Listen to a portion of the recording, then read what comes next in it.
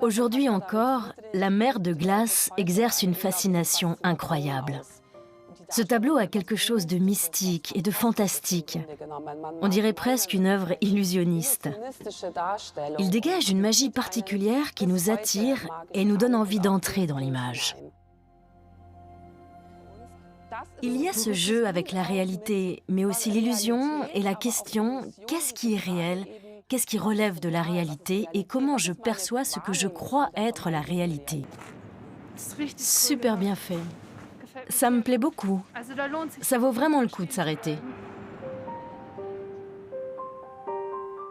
Ce qui est amusant, c'est que lors des visites guidées, les gens tombent en arrêt devant la photo, mais ne voient pas le trompe-l'œil au centre. Ah bon? Non, ils voient que quelque chose les dérange, mais ils se laissent prendre par l'illusion.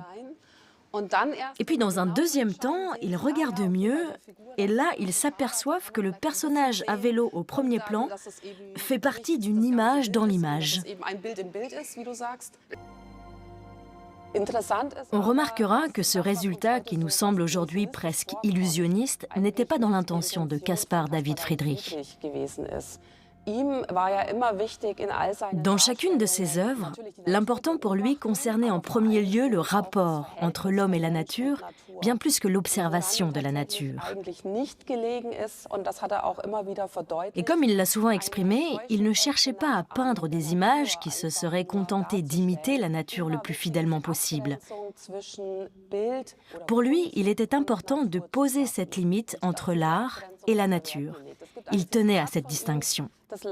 Il a dit quelque part, un tableau doit se présenter comme une image produite par un être humain et non prétendre reproduire la nature.